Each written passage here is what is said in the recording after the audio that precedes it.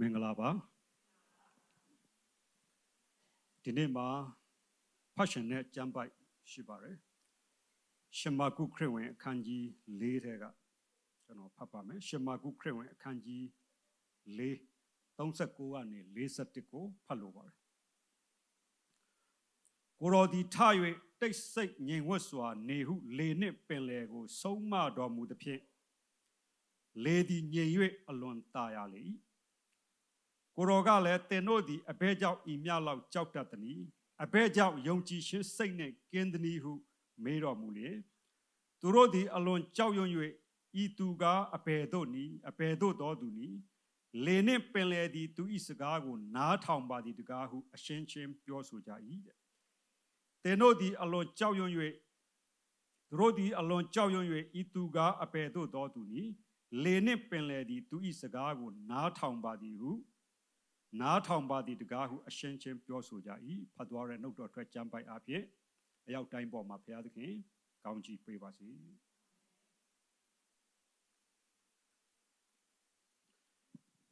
ဒီကျမ်းစာထဲမှာသခင်ယေရှုခရစ်တော်က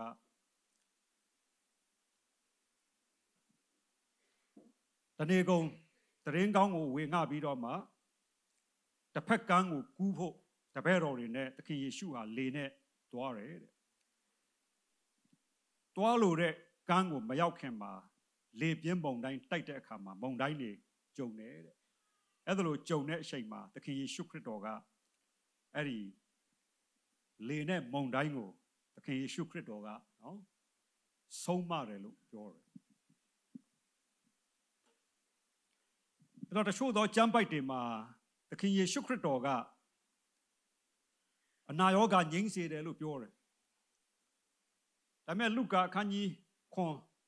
ကျွန်တော်ကြည့်တဲ့အခါကျတော့ပေတရုရဲ့ရောက်ခမဖြားတဲ့အခါမှာတုံးလုံးနေတယ်နော်ပေတရုရဲ့ရောက်ခမအဲ့ဒီပေတရုရဲ့ရောက်ခမဖြားနာနေတဲ့နေရာကိုသခင်ယေရှုကရောက်သွားတဲ့အခါအနားမှာရောက်သွားတယ်အဲ့ဒီမှာယေရှုကအနာရောဂါကိုပေးပြောက်စေတယ်ပေတေတရရေကန်သားကနော်လူနာကိုသခင်ယေရှုကထ၍လမ်းသွားတော့ကျမ်းမာစေနော်ယာဣရုရဲ့သမီးဖြားနာနေတဲ့အချိန်မှာသခင်ယေရှုခရစ်တော်ကိုလာပြီးတော့မှတရားစီရင်မှုကသူ့သမီးအသေးအတန်ဖြားနေတယ်တဲ့မာကုထဲမှာနော်ကြွလာပြီးတော့မှကျမ်းမာရှင်ပေးဖို့သွားပြီးတော့မှသူ့ရဲ့ငယ်သားကိုသွားပြောခိုင်းတဲ့အခါမှာသွားချောက်ခိုင်းတဲ့အခါမှာသခင်ယေရှုခရစ်တော်ကသွားတယ်နော်အဲ့ဒီသွားတဲ့အခါမှာယာဣရုရဲ့သမီးစီကိုသွားတာကျမ်းမာရှင်ပေးဖို့ဒါပေမဲ့အဲ့ဒီသွားနေရင်းနဲ့အဲ့ဒီလမ်းခရီးမှာ12နှစ်သွေးသွန်နေတဲ့အမျိုးသမီးဟာဘာလဲသခင်ယေရှုရဲ့အဝတ်တော်ကိုသွားပြီးတော့မှခန္ဓာကိုယ်ကိုထိလိုက်တာနဲ့ကျမ်းမာရှင်ရသွားတယ်ယေရှုခရစ်တော်သွားတာကယာဣရုရဲ့သမီးစီကိုသွားတာလာဖိတ်လို့သွားတာဒါပေမဲ့အရင်ဦးဆုံးဂျားမှာမဖိတ်ဘဲနဲ့မခေါ်ဘဲနဲ့ဆုမတောင်းဘဲနဲ့သခင်ယေရှုလာတဲ့လမ်းကြောင်းမှာသွားပြီးရှိနေတဲ့အဲ့ဒီ12နှစ်သွေးသွန်နေတဲ့အမျိုးသမီးကသူ့ခေါင်းစဉ်နဲ့လာတာမဟုတ်ပေမဲ့သူကယုံကြည်ခြင်းနဲ့တိုးထိတဲ့အခါကျမ်းမာသွားတယ်အဲ့ဒါဂျားဖြတ်ကောင်းကြီးလို့ခေါ်တယ်ဘာလဲဂျားဖြတ်ကောင်းကြီးတခါတလေမှာကျွန်တော်တို့ကြောင့်မဟုတ်ဘူးဒါပေမဲ့ကျွန်တော်တို့ရဲ့ဆရာသမားကြောင့်ကျွန်တော်တို့ရဲ့မိဘတွေကြောင့်ကျွန်တော်တို့နဲ့တွဲနေတဲ့သူတွေရဲ့ဝိညာဉ်ရေးရာမှန်ကန်ခြင်းကြောင့်သူ့ရဲ့ခေါင်းစဉ်နဲ့လာပေမဲ့ကျွန်တော်တို့ဟာကြားမှာဘာဖြစ်လဲကြားညပ်ပြီးကောင်းကြီးခံစားရတဲ့ဝိညာဉ်ရေးရာအလေးအလာတွေနားလည်နိုင်ဖို့ဘုရားသခင်ကောင်းကြီးပေးပါစေဒါကြောင့်အပေါင်းအသင်သိရေးကြီးအဲ့တော့ဒီနေ့ယာဣရုရဲ့သမီးကိုတွားပြီးတော့မှဒီမဲ့အဲ့ဒီ12နှစ်သွေးသွန်နေတဲ့အမျိုးသမီးဟာကျမ်းမာသွားတယ်တဲ့နော်ခရစ်တော်ဘုရားကအဲ့ဒီပေတရုရဲ့ရောက်ခမကိုကြတော့သခင်ယေရှုကအနားမှာသွားပြီးတော့မှကျမ်းမာစေအပြစ်လွတ်ပြီးနော်မာကု9ထဲမှာလည်းပဲရှီလက်တင်နေတဲ့သူတွေကိုတည့်ရဲ့အပြစ်ကိုလွတ်ပြီးကျမ်းမာစေတခါတည်းသခင်ယေရှုကပြောတယ်ဒါပေမဲ့အဲ့ဒီပေတရုရဲ့ရောက်ခမကိုကြတော့လေသခင်ယေရှုကဘယ်လိုပြောလဲဆိုတော့ ကျမ်းစာကဘလို့မှတ်တမ်းတင်လဲဆိုမာကုနဲ့မှတ်တယ်အဲ့ဒီနဲ့မှတ်တမ်းတင်တာတူတယ်နော်ပေတရုရောက်ခမခံစားရတဲ့အနာရောဂါဝေဒနာကိုတဲ့သခင်ယေရှုကဆုံးမတယ်တဲ့ဘာလဲဆုံးမတမန်ကျမ်းစာထဲမှာဆုံးမတယ်ကျွန်တော်တုတ်တန်ကျမ်းကိုကြည့်လိုက်တဲ့အခါဘာဖြစ်လဲဘုရားသခင်ကချစ်တော်သူတွေကိုဆုံးမတယ်ဟေဘဲအခန်းကြီး8မှာလဲဘုရားကပြောတယ်ဘုရားသခင်ကတဲ့သူချစ်တဲ့သူတွေသားသမီးတွေလမ်းလွဲတဲ့အခါမှာလမ်းလွဲခါနီးမှာဘုရားကဆုံးမတယ်နောက်တစ်ခုကရှင်ပေါလုကနော်ကိုယ့်ရဲ့အသက်တာနဲ့ကိုဝင်ရတဲ့နော်ကိုယ့်ရဲ့နှုတ်ကပတ်တော်ကိုတိုင်ကမရှုံးဖို့အတွက်ကိုတာ၍တိုး၍နှိပ်စက်လေးရှိတယ်တမန်ကျမ်းစာအဘိဓမ္မာထဲမှာတာ၍တိုး၍ဆုံးမတယ်တဲ့ဒီနေ့ကျွန်တော်တို့ယုံကြည်သူအသက်တာကနေ့စဉ်ကိုဆုံးမရတဲ့အသက်တာဖြစ်ပါတယ်နော်ကိုဆုံးမရတယ်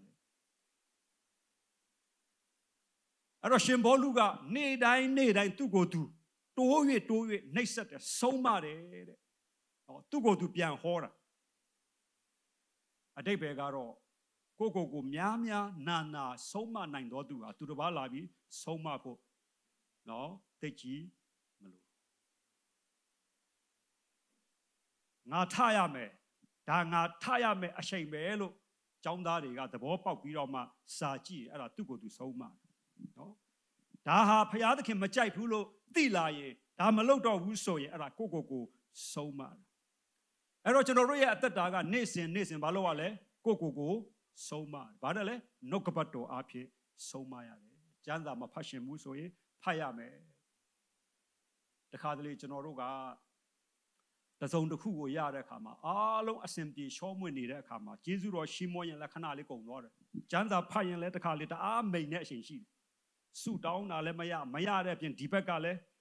ရှုံးတဲ့ဟာတွေဟိုးဆက်တိုက်နော်တရှင်းတဲ့ရလို့ပေါ့အစင်မပြေမှုတွေဟာတခါတလေအုံလိုက်ကျင်းလိုက်အပေါင်းအသင်းတွေခေါ်ပြီးလာတာတယောက်တည်းမဟုတ်ဘူးအဖွဲတောင်းတယ်ဟုတ်တယ်နော်အစင်မပြေခြင်းတွေကနော်ကျွန်တော်ဇက်လန်းနေတချို့နားထောင်မှုတဲ့အသက်50-60ရှိမယ်ကျွန်တော်တို့အရင်က BD အောင်တိုက်တို့နော်ပကြီးလေးဝင်းတို့ college ကျင်းနေဝင်းတို့ college ကျင်းနေဝင်းပါပြောတယ်လူဟာတဲ့အစင်မပြေရှင်မှုဆိုတော့တဲ့ဘယ်လောက်ထိဆိုးလဲဆိုရေတောက်ရင်တော့သွားကြညက်သေးတယ်ဒါကြောင့်သူသွားကြထိုးတာအမြဲတမ်းကြိုင်ဘဝအသက်တာကို40-50လောက်ဖြတ်တန်းလာဒီစကလုံးတွေကတိတ်အတိတ်ပဲရှိတယ်နော်ဒါကြောင့်မလို့ကျွန်တော်တို့ရဲ့အသက်တာထဲမှာမပြေလည်ခြင်းတွေနော်တခါတည်းကြုံကြိုက်လာတဲ့အခါမှာဆုတောင်းရတာလဲနော်ကျမ်းစာဖတ်ရတာလဲနော်ဖတ်နေရင်ဆုတောင်းနေရင်နဲ့အရသာမရှိတော့ဒါပေမဲ့မရှိတော့လဲပဲကျမ်းစာကဘယ်လိုပြောလဲဒီကာလမှာဘုရားသခင်က prophet ဟဘက်ကုတ်အားဖြင့်ကျွန်တော်တို့ကိုစကားပြောတယ်ဟဘက်ကုတ်ကဘုရားသခင်ဒီမှာသူဆုတောင်းတဲ့အခါမှာဘုရားသခင်ကဆိုင်းတော်လဲမျောလင့်လို့ပြောပေမဲ့အဖြေမပေးဘူးနော်ဘုရားကပထမဆိုင်းတော်လဲမျောလင့်လို့ချက်ချင်းများရောက်လာမလားလို့ဒါပေမဲ့ဆက်ဖတ်တဲ့အခါဟဘက်ကုတ်ပါပြောလဲနွားတင်းကုတ်မှာကြည့်တော့လဲနွားမရှိ तू ကဆုတောင်းပြီးအာမင်ထူးရင်နွားတင်းကုတ်မှာနွားရောက်နေမယ်ထင်တာကျွန်တော်တို့ကျမ်းစာကြောင်းတက်တဲ့အခါလေငွေတအားလုံးလို့ကျွန်တော်ဆုတောင်းတာပြောင်းလဲခါသားဆိုတော့လေဘုရားကဆုတောင်းတဲ့အခါဘယ်မှမရတော့ဘူးတခါတည်းကျွန်တော်စိတ်တက်ကြပြီးတော့မှသူများတွေကြောင်းသွားနေပြီကျွန်တော်တယောက်ပဲကြာနေတာဆုတောင်းရင်းနဲ့နော်မျက်ရည်တောင်ကျပျောက်ဆုံးဝိညာဉ်တက်တော့မတောင်းရသေးဘူးနော်ကျမ်းစာကြောင်းလခပေးနိုင်ဖို့ဘာကြောင့်လဲမပေးမတ်တရခိုင်းတော့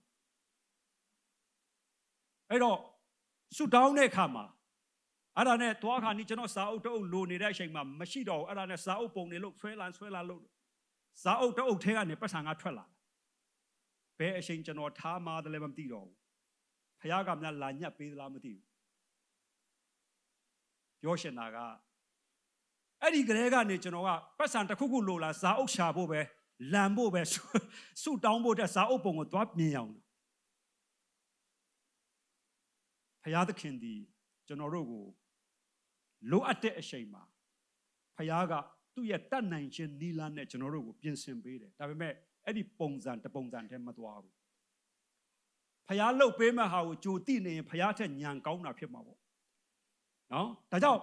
နွားတင်းကုတ်ကိုကြည့်လိုက်တဲ့အခါအာမင်ဆိုတာနဲ့နွားရှိမယ်ထင်တယ်တဲ့သင်္ဘောတစ်ဖက်ပင်ကြည့်လိုက်တော့လဲမရဘယ်နေရာပဲကြည့်ကြည့်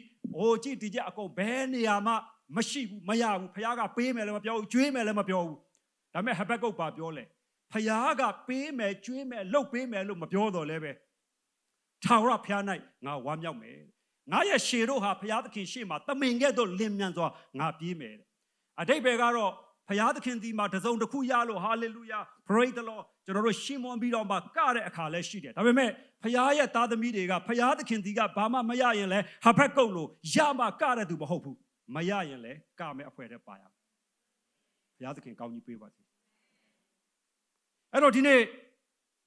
အဲ့ဒီပေတရုရဲ့ရောက်ခမကိုယေရှုခရစ်တော်ကတွေ့တဲ့အခါမှာဂျမ်းမာရှင်ပေးတယ်လို့မပြောဘူးသူရဲ့အထဲမှာရှိတဲ့အနာရောဂါရှိသမျှကိုယေရှုကဆုံးမတယ်လို့ပြောတယ်တော့ဒီကျမ်းပိုက်မှာလည်းပဲမာကုထဲမှာခရစ်ဝင်၄ကျမ်းကိုကျွန်တော်အသေးစိတ်ပြန်ပြီးလေ့လာတဲ့အခါမှာဒီနေ့ကျွန်တော်မြန်မာကျမ်းစာ short တွက်လို့မရဘူးဟေလတပါဠိတော်ကနေတိုက်ရိုက်ရေးထားတာဘလောက်ထိလေးနဲ့တန်ရှင်တော်ဝိညာဉ်တော်ကိုရီးယားစကားနဲ့တခြားစကားနဲ့အတိတ်ပဲပြန်တာတမျိုးဒီမှာဆရာယုဒတန်ဘာသာပြန်တာဘယ်လိုပြန်ထားလဲဥပစ္စေဆရာကျွန်တော်မြန်မာစကားမှာဆရာဘယ်နှမျိုးရှိလဲကျွန်တော်မြန်မာလူမျိုးတွေကကျွန်တော်တို့မှာတရှင်းကြီးဆိုတာရှိတယ်အဲ့ဒါစီးနဲ့ဝါပိုင်ရတယ်အဲ့ဒီတရှင်းကြီးရဲ့အရှေခံကမဟာဂီတလို့ခေါ်အခုမြန်မာလူမျိုးတွေတကယ်ဘိသိက်မြောက်ပြီးတော့မှမင်းခမ်းမင်းသားနဲ့ပေါ်စောနီတွေဖြန့်ပြီးတော့မှနော်မန္တလေးတို့ဘာတို့မှတကယ်ရှမ်းသာတဲ့သူတွေပန်းထိုးတဲ့တောင်သိန်းပေါင်း4-5တောင်ဖိုးထိုးပြီးတော့မှမင်္ဂလာဆောင်တဲ့မြန်မာနန်းဆန်ဆန်မင်္ဂလာဆောင်တဲ့အခမ်းအနားမှာသူတို့ဆိုတဲ့သရှင်သူတို့ပြောတဲ့စကားလုံးတွေကဘယ်ထဲမှာပါလဲမဟာဂီတထဲမှာပါဟောအဲ့ဒီမဟာဂီတတွေကအရာနဲ့သူတို့ကနော်ပြောရအဲ့တော့အဓိကပြောပြရှင်တာကကျွန်တော်တို့အများကြီးရှိတဲ့အထဲမှာအာစရိယဆရာတဲ့ဥပစ္စေဆရာတဲ့အာစရိယဆရာဆိုတာကျွန်တော်တို့ကဟို workshop သွားတင်ရင်စကားပဲဖြစ်ဆိုင်ကယ်ပဲဖြစ်အဲ့ဒါကိုတင်ပေးတာအတတ်ပညာအသိပညာကျောင်းမှာဆရာဆရာမတွေကျွန်တော်စာတင်ပေးတယ်နော်အဲ့ဒါအာစရိယဆရာနော်တင်ဆရာမြင်ဆရာပေါ့ဥပစ္စေဆရာကြတော့အဲ့လိုမဟုတ်တော့ဘူးနော်အနုလုံပရိလုံအရာခတ်သိန်းကိုသားသမီးလို့ကိုလို့နော်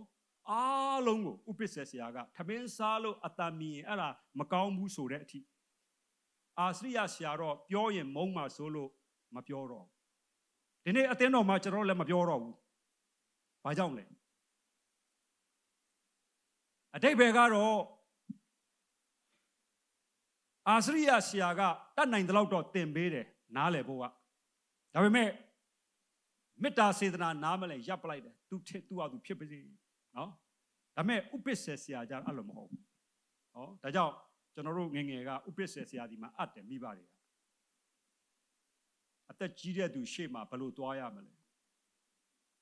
လူမှုနယ်ပယ်မှာဘယ်လိုဆက်ဆံရမလဲနော်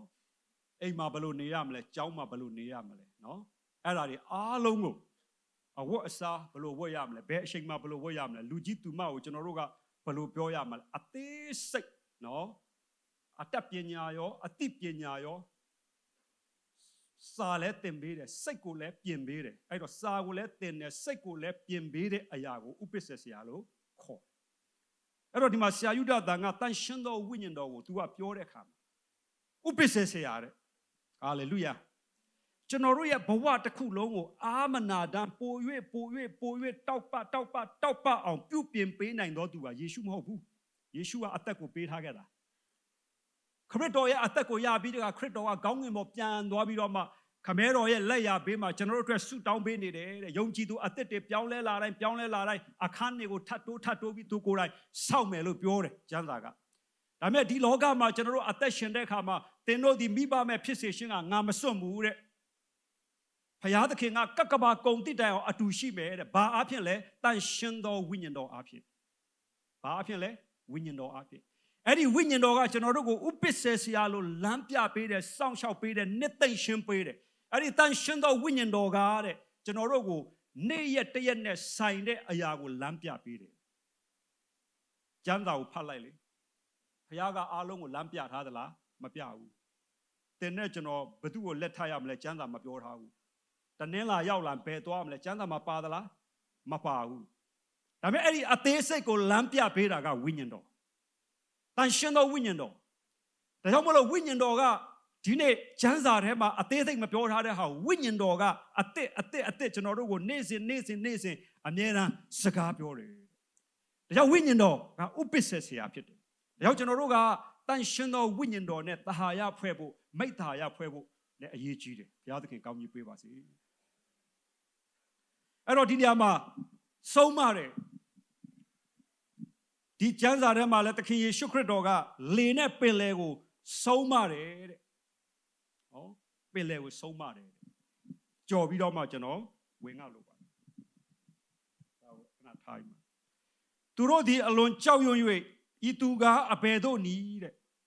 လေနဲ့ပင်လယ်ဒီသူဤစကားကိုနားထောင်ပါသည်တကားကိုအချင်းချင်းပြောဆိုကြ၏အဲ့ဒီမုန်တိုင်းကိုသခင်ယေရှုကဆုံးမလိုက်တဲ့အခါမှာ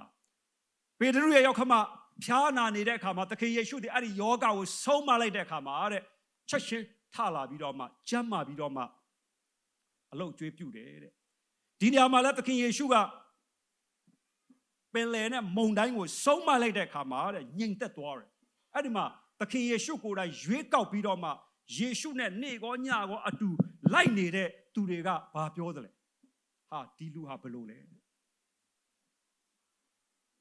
လေနဲ့ပင်လေသည်သူဤစကားကိုနားထောင်ပါသည်တကားခရစ်တော်နောက်ကိုသူတို့လိုက်ခါစားတော့ငါအဲ့ဒါတွေသူတို့မကြုံဘူးမတွေ့ဘူး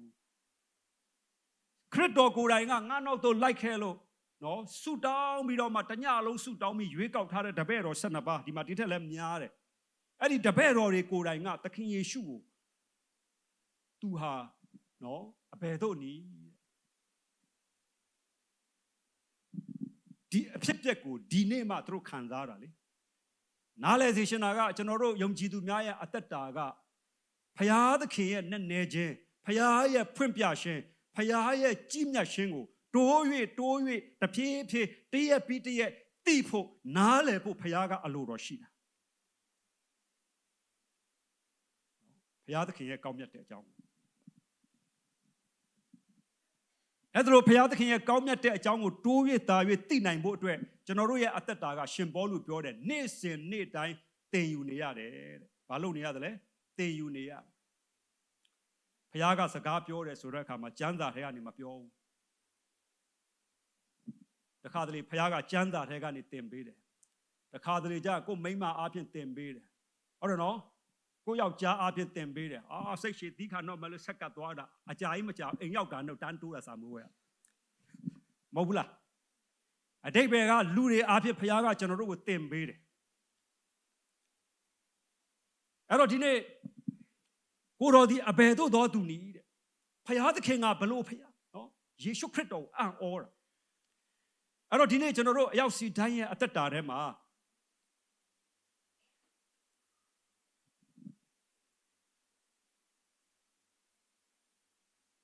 ဖျားသခင်ဟာဘလို့လဲလို့သင်ယူနေရတယ်။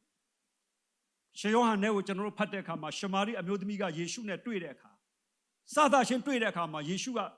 နော်ရှမာရိလူမျိုးတွေနဲ့ဝတ်တာမတူတဲ့အတွက်ယေရှုကိုရေတွင်းနားမှာတွေ့လိုက်တဲ့အခါကိုတော်ဟာယူဒလူဖြစ်တယ်။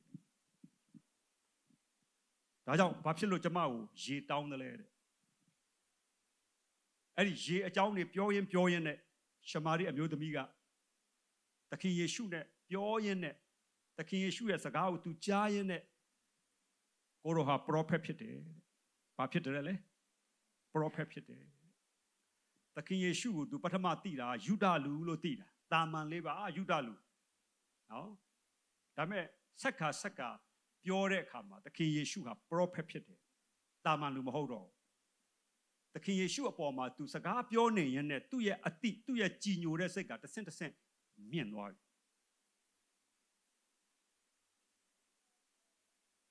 ဒီနေ့ဖရာသခင်ဟာတဲ့ကြီးမြတ်တဲ့ဖရာဖြစ်တယ်တကိုးရှင်ဖြစ်တယ်အသက်ရှင်သောဖရာဖြစ်တယ်အဲ့ဒါကိုကျွန်တော်တို့တစ်ချိန်တည်းသိတာမဟုတ်ဘဲနဲ့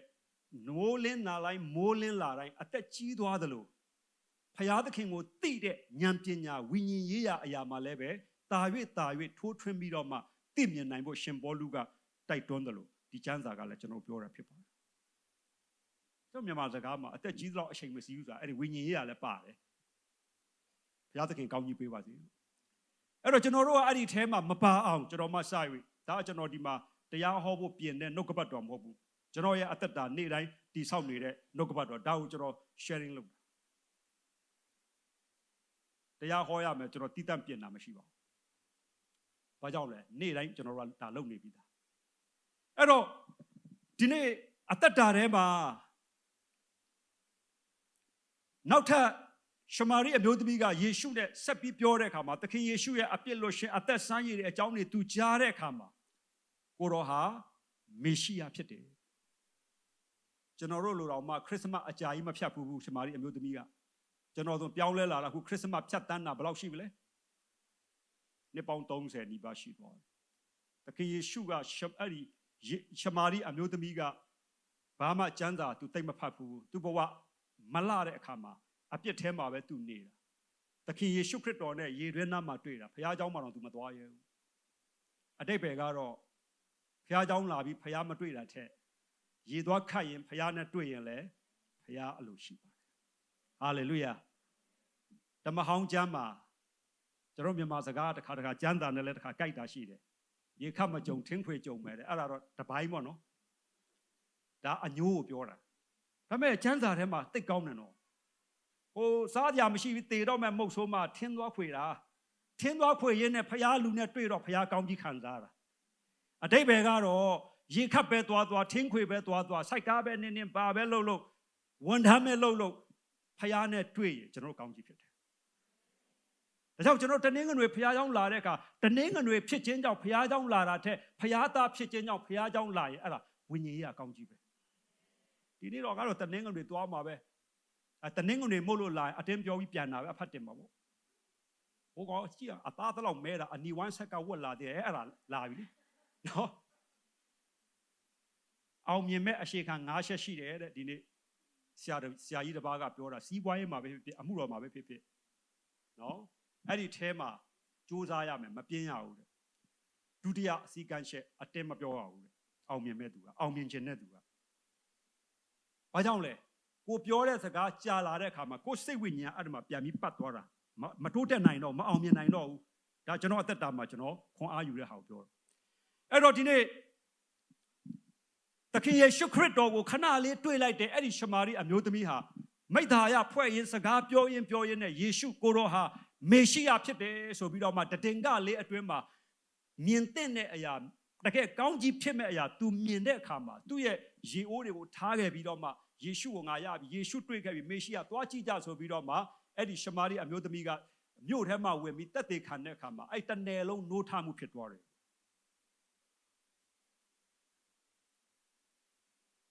အဲ့တော့ဒီနေ့ကျွန်တော်တို့ရဲ့အသက်တာထဲမှာအဓိကဒီကာလကကျွန်တော်တို့ဘာလုပ်ရမလဲဖျားသခင်နဲ့နီးနီးကပ်ကပ်နေရမယ့်ကာလဖြစ်ပါတယ်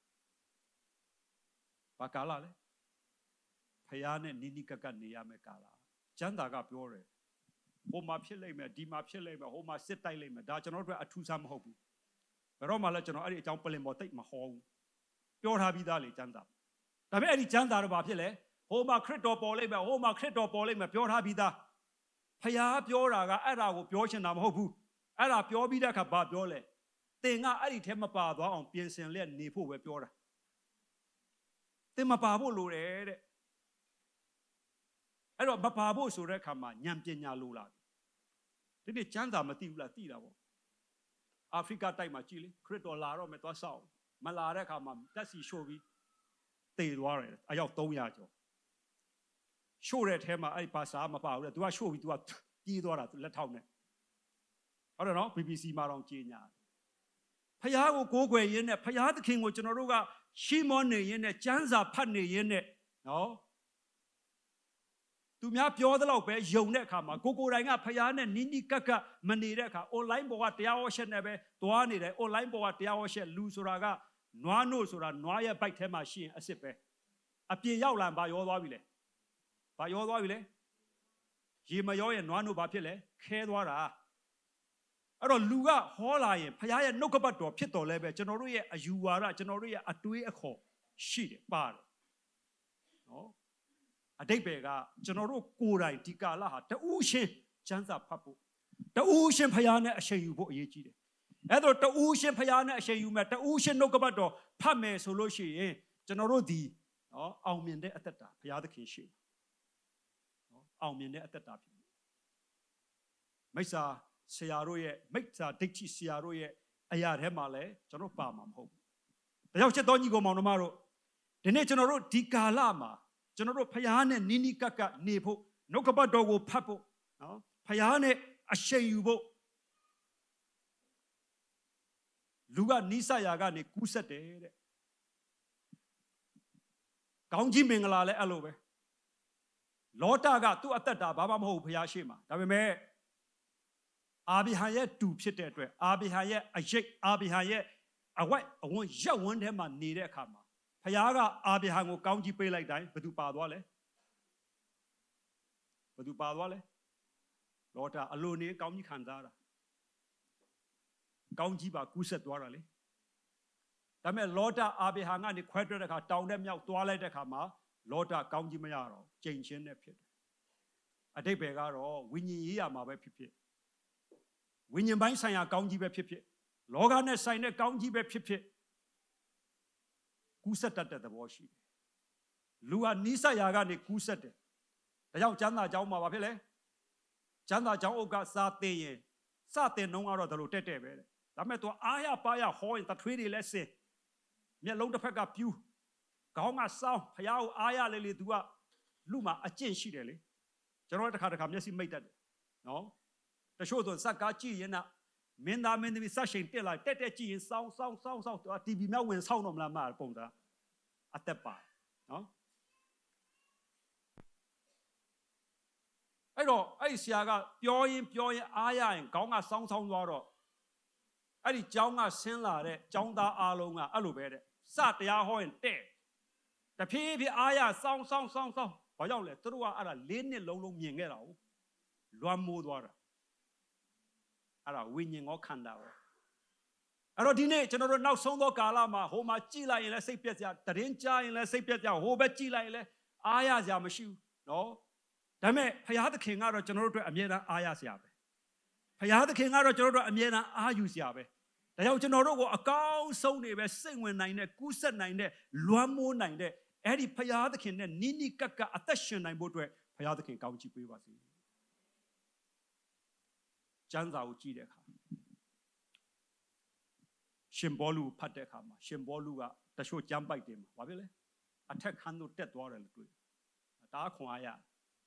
ဓမ္မဟောင်းကိုကြည့်လိုက်ရင်လည်းအေလိယအေလိရှဲအိမ်တိမ်ကိုသူတို့တဲဖို့လာခေါ်တဲ့အခါမှာတဲလိုက်တာနဲ့အေလိယဘာလို့လဲအထက်ခန်းကိုတက်တယ်ဂျူးလူမျိုးတွေကအိမ်ဆောက်တဲ့အခါမှာအခန်းတစ်ခန်းတည်တဲ့ဖျားခန်းလို့ခေါ်တာပေါ့ဘာခန်းလဲဖျားခန်းဖျားအတွက်အဲ့ဒီအခန်းမှာသွားမှဖျားရှိတာတော့မဟုတ်ဘူးဖျားကိုကိုးကွယ်ဆုတောင်းလို့ရတဲ့အခန်းကိုတည်တတ်ရှိတယ်တဲ့အိမ်တိုင်းမဟုတ်ဘူးအဲ့တော့အေလိယတို့အေလိအရှဲတို့အကြောင်းကြီးသူတို့ကိုလာပြီးတော့မှဖျားလူဖြစ်မှန်းသိတဲ့သူတွေကတဲစီရှင်တဲ့အခါမှာအိမ်ကိုလည်းအထက်ခန်းသူတို့လာရင်အထက်ခန်းမှာဖျားနဲ့အရှိန်ယူလို့ရအောင်အခန်းလေးတွေဖွဲ့ပေးထားတယ်အဲ့တော့ဓမ္မသစ်မှာရှင်ပေါလုလည်းပဲတနေရာမှာအထက်ခန်းတို့တက်ဖျားဒီမှာဆုတောင်းတယ်ဒီနေ့ကျွန်တော်တို့ယုံကြည်သူများရဲ့အသက်တာထဲမှာအဲ့လိုအထက်ခန်းလို့ပြောတဲ့ကအိမ်နှစ်ထပ်ကိုပြောချင်တာမဟုတ်ပါဘူးဖျားနဲ့တီးတက်အရှိန်ယူကြရအောင်ဖျားနဲ့တီးတက်ကျွန်တော်စကားပြောကြရအောင်ကျမ်းစာကပြောတယ်လူဟာသူ့စိတ်မှာရှိတဲ့ဟာသူ့ပါးစပ်ကပြောတယ်ပြောတော့အတိတ်ဘယ်ကတော့ကျွန်တော်တို့ရဲ့နှလုံးသားထဲမှာဝိညာဉ်တော်ကအမြဲတမ်းကျင်းဝတ်မယ်ဖျားကအမြဲတမ်းကျင်းဝတ်မယ်ဆိုရင်ဘာပဲထွက်မလဲဖျားရဲ့အဲ့တော့ကျွန်တော်တို့ကဖျားသခင်နဲ့အထက်ခန်းဒီနေ့အမှုတော်ဆောင်တွေကိုကျွန်တော်ကြည့်လိုက်တဲ့အခါမှာလဲဘသူပဲဖြစ်ဖြစ်နော်ဖျားကတကယ်နဲ့နဲတဲ့အရာတွေတခါတလေမှာဖျားကဘသူကိုဖွင့်ပြတယ်လဲဆိုအထက်ခန်းကိုတက်သူဘသူမဆိုနော်ငယ်တေးတချို့သောသူတွေကျွန်တော်ဟုတ်တလောကသွားတဲ့အခါမှာဟာကျမ်းစာကြောင်းဆင်းပြီးအခုမှအမှုတော်ဆောင်တာမကြသေးတနေ့ကျော်နှုတ်ကပတ်တော်ဝင်ကသင်ခဲ့တဲ့အသိပညာနဲ့မဟုတ်ဘူးတကယ်သူ့ရဲ့ဖွင့်ပြချက်နဲ့တကူပါတယ်ဒါကြောင့်ဒီနေ့ကျွန်တော်တို့အရောက်စီတိုင်းယုံကြည်သူမှန်ရင်ဖျားသားမှန်ရင်ကျွန်တော်တို့မှာအထက်ခန်းရှိရမယ်အမှုတော်ဆောင်တော့ပို့လို့တော့အထက်ခန်းရှိရအောင်မယ် အဲ့ဒီအထက်ခံမရှိရင်ပြောတာနဲ့တည်တယ်စကားဟောတာနဲ့တည်တယ်ပိတ်သက်လည်းတည်တယ်ကျွန်တော်လည်းတည်တယ်အဲ့တော့ဒီနေ့ဒီကာလဟာတူးရှင်ဖရာသခင်နဲ့ပို၍နော်အရှိန်ရမယ်ကာလဖြစ်တယ်ခိုင်ခန့်ရမယ်ကာလဖြစ်တယ်ဒါကြောင့်မိမိတယောက်ချင်းစီတိုင်းရဲ့အသက်တာအထက်ခန်းကိုအယောက်စီတိုင်းအသက်တာမှာဒီနေ့ယူဆောင်နိုင်ဖို့ဖန်တီးနိုင်ဖို့အတွက်ဘုရားသခင်ကောင်းချီးပေးပါ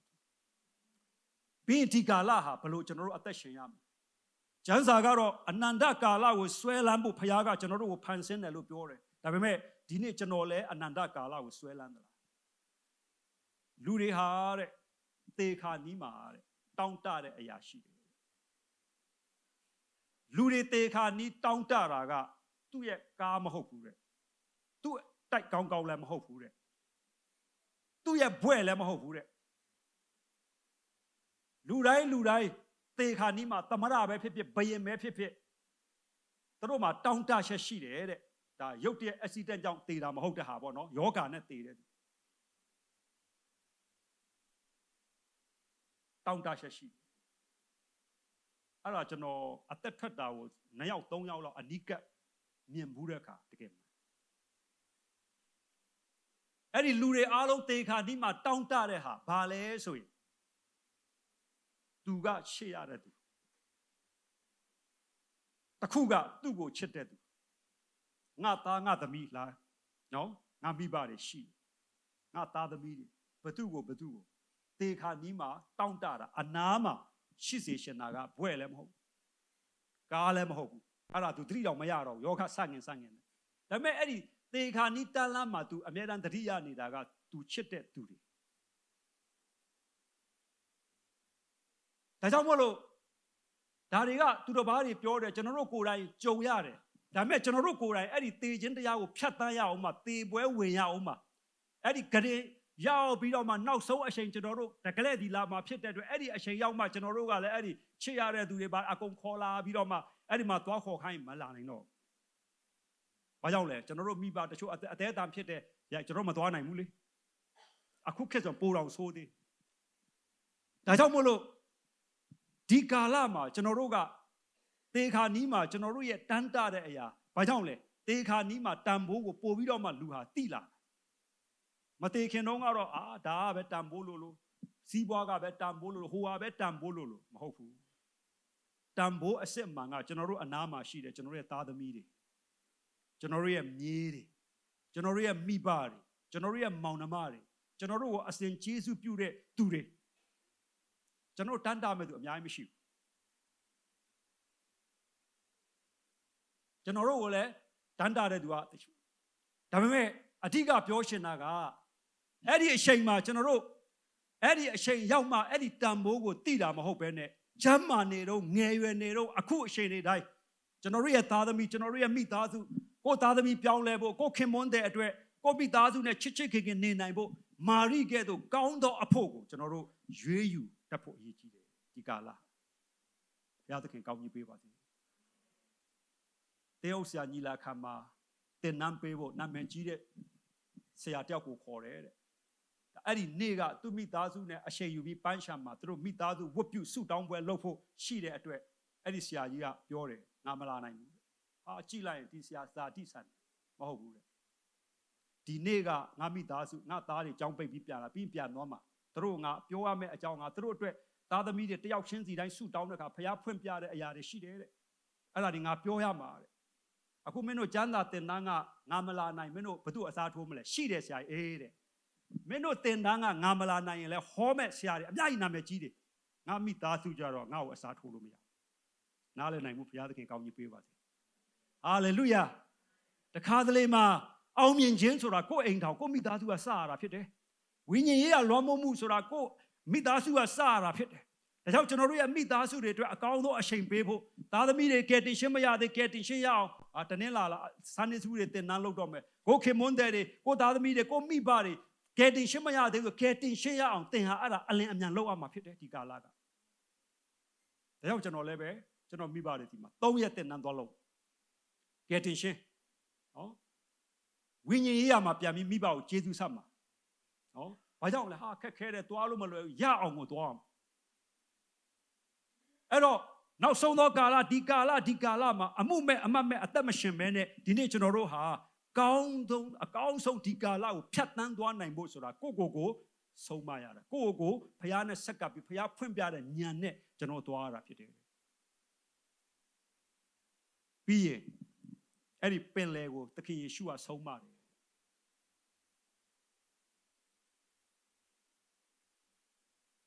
ဣသရေလလူမျိုးတွေအီဂျစ်ပြည်ကနေထွက်လာတဲ့အခါရှေ့မှာကာထားတဲ့အေဒုံပင်လယ်ဖခင်ကိုဆုတောင်းတဲ့အခါဖခင်ကမောရှေဘာလုပ်နေလဲတဲ့တင်းရဲ့လက်ကိုမြောက်တာလန်တန်ကိုမြောက်ပြီးတော့မှဖခင်သခင်ကအဲ့ဒီအေဒုံပင်လယ်ကိုထက်ရှမ်းကွဲစေတယ်ဖခင်သခင်ဟာတဘာဝတရားကိုအောင်မြင်တယ်ဒီနေ့သခင်ယေရှုကလည်းကြုံရတဲ့မုန်တိုင်းပင်လယ်ကိုဆုံးမတဲ့အခါမှာသူ့ရဲ့စကားကိုနားထောင်ပြီးတော့မှငြိမ်းသွားတယ်ဒီနေ့သင်ကသွားပြီးမန္တလေးငလင်ကိုရပ်တအောင်သွားဆုတောင်းပါလားဒါတော့အခုလာတော့မဲ့လာနီညာမုန်တိုင်းနေလာတော့မဲ့သင်တယောက်တည်းရပ်ရမယ်သွားပြောပါလားအပြောမတတ်တဲ့အဆက်ကွဲမှာပေါ့ဒါဖခင်ကအထူးပြုလုပ်တဲ့ရီမာပေးတဲ့အချိန်မှရအတိတ်ဘယ်ကဖခင်သခင်ကဣသရေလလူမျိုးတွေအီဂျစ်ပြည်ကနေထွက်လာတဲ့အခါရှေ့မှာကာစီးထားတဲ့အေဒုံပင်လယ်ကိုဖခင်ကထက်ရှမ်းကွဲစေတယ်ဆိုတာကိုကျွန်တော်တို့သတိရပြီးတော့မှကြုံရတဲ့ပြဿနာအားလုံးဖခင်သခင်ဒီမှာအဖြေရှိတယ်ဆိုတော့ဝိညာဉ်ရေးရအတိစိတ်ကိုဖခင်ကရသေးရှင်ခုနသခင်ယေရှုဒီလေနဲ့ပင်လယ်ကိုဆုံးမပလိုက်တယ်ဒီနေ့လေနဲ့ပင်လယ်ကိုဆုံးမဖို့နေတာကျွန်တော်တို့ဒီခေတ်တဲ့အမှုတော်ဆောင်ယုံကြည်သူတော်မုန်တိုင်းဖြစ်လို့နာကစ်မှာဘယ်လောက်တည်သွားလဲတည်တဲ့အထဲမှာနှစ်ပုံကခရိယန်တွေဖြစ်ဖခင်သားသမီးတွေအဓိကပြောချင်တာတချို့သောကြမ်းပိုက်တယ်သခင်ယေရှုဒီလေနဲ့ပင်လယ်ကိုဆုံးမလိုက်တဲ့အခါငြိမ်းသွားတယ်တဲ့အဲ့ဒါကိုကျွန်တော်တို့အောက်မေ့တတိယပြီးတော့မှကျွန်တော်တို့ဘဝမှာကြုံရတဲ့မုန်တိုင်းအတွင်းထဲမှာရှိတဲ့ကိုတယောက်ပဲသိတဲ့အပူလိုင်းတွေသားသမီးတွေအပူလိုင်းအကျွေးငွေရေးကြေးရေးအနာဂတ်အားလုံးအဲ့ဒီအပူမုန်တိုင်းကိုသခင်ယေရှုနာမ၌ဆုတောင်းပြီးတော့မှငြိမ်းအေးနိုင်ဖို့အတွက်အဲ့ဒါကိုတတိယပြီးလှုပ်ဆောင်ဖို့ဘုရားကအလိုတော်ရှိတာဖြစ်တယ်ဒါကြောင့်ဒီနေ့ဒီကာလမပြောင်းလဲသေးတဲ့သားသမီးရှိရင်သင်ပညာရှိလုပ်ရမယ်သင်ခင်မွန်းတယ်မပြောင်းလဲသေးတချို့သောဟာတွေတခါတည်းအကြာကြီးဆုတောင်းနေလို့မရဘူးဆုတောင်းတဲ့အချိန်ရှိတယ်လှုပ်ရတဲ့အချိန်ဟောရတဲ့အချိန်တွေရှိတယ်ကျွန်တော်တို့ဒီကာလဟာဒီလိုအသက်ရှင်ရမယ်ကာလဖြစ်ပါတယ်ဒါကြောင့်သခင်ယေရှုကမုန်တိုင်းလေပြင်းကိုဆုံးမတဲ့အခါမှာငြိမ်းသွားတယ်တဲ့နော်ငြိမ်းသွားတယ်ဆုံးမတဲ့အခါအဲ့တော့ဒီနေ့ကျွန်တော်တို့အရောက်စီတိုင်းရဲ့အသက်တာထဲမှာကြုံရတဲ့ပြဿနာအခက်အခဲအားလုံးသခင်ယေရှုနာမအားဖြင့်ဘုရားသခင်မတတ်နိုင်သောအရာမရှိဘူးเนาะကျွန်တော်တို့ကိုယ်တိုင်သိကျွမ်းပြီးတော့မှကျွန်တော်တို့မှာဒူးထောက်တဲ့နေရာရှိနေသူမျှော်လင့်ချက်ရှိတယ်အာမင်ဘုရားသခင်ကျွန်တော်တို့ဘာပဲလိုအပ်အခက်ခဲအားလုံးကိုတယောက်ပဲခံစားရတဲ့အရာဘသူကိုမှပြောလို့မရတဲ့အရာရှိရင်လည်းကျွန်တော်တို့မှာအထက်ခန်းရှိတယ်ဒူးထောက်လို့ရတယ်ဘုရားကကျွန်တော်တို့ကိုအဖြေပေးနိုင်တယ်အဖြေပေးမှာဖြစ်တယ်အဲ့ဒီဘုရားသခင်ကိုကျွန်တော်တာ၍ရှေ့အောင်အဲ့ဒီဘုရားသခင်ကိုကျွန်တော်တာ၍ကိုးစားပြီးတော့မှနော်ဒီနေ့ကျွန်တော်တို့ကတယောက်တည်းပဲနေရဘယ်နေရာမှာပဲနေရဘုရားသခင်နဲ့မှန်ကန်စွာတာ၍နီးကပ်စွာအသက်ရှင်ပြီးတော့မှတဖြည်းဖြည်းကျွန်တော်တို့ရဲ့ခန္ဓာကျွန်တော်တို့ရဲ့ဝိညာဉ်ရေးဟာလည်းတာ၍ဘုရားသခင်ရှေ့မှာအောင်မြင်တဲ့အသက်တာအပြင်အသက်ရှင်ဖို့နော်အရေးကြီးပါတယ်ဒါကြောင့်မလို့ဒီနေ့ဒီမှာရှိတဲ့အရောက်စီတိုင်းရဲ့အသက်တာထဲမှာမုန်တိုင်းအားလုံးခရစ်တော်ဘုရားကဆုံးမလိုက်တဲ့အခါငြိမ်းသွားတယ်အဲ့ဒါကိုတပည့်တော်တွေကမြင်တဲ့အခါမှာဟာကိုတော်ဟာနော်ဘလို့လူကြီးလဲနော်တပည့်တော်တွေကိုယ်တိုင်ကမေးတယ်ဒီနေ့ကျွန်တော်တို့ရဲ့အသက်တာထဲမှာလည်းပဲနေ့စဉ်အခက်ခဲပြဿနာတိုင်းကိုဘုရားဒီမှာဆုတောင်းပြီးတော့မှသင်ယူခြင်းနဲ့ဘုရားနဲ့တာ၍နိနိကပ်ကအသက်ရှင်သွားအောင်မယ်ဆိုရင်ဒီနေ့ကျွန်တော်တို့ဘာမှမရှိရင်လဲကျွန်တော်စီအိုးဆန်အိုးအကျွေးတွေအများကြီးရှိရင်လဲမိုးလင်းတိုင်းဘုရားကကိုတော်ဟာဘလောက်ထိတောင်ကောင်းမြတ်တယ်နော်ဘုရားသခင်ကအံ့ဩပဲကောင်းကျွန်တော်တို့မခံစားဘူးတဲ့ဟာမမြင်နိုင်သေးတဲ့အရာကျွန်တော်တို့မပိုင်ဆိုင်သေးတဲ့အရာဘုရားသခင်ဒီမှာအများကြီးရှိပါတယ်အဲ့တော့နေ့စဉ်ကျွန်တော်တို့အတွက်ဘုရားကပြင်ဆင်ဖို့အစဉ်သင့်ဖြစ်ပါတယ်ဒါကြောင့်ဏိဂုံးချုပ်လိုပါတယ်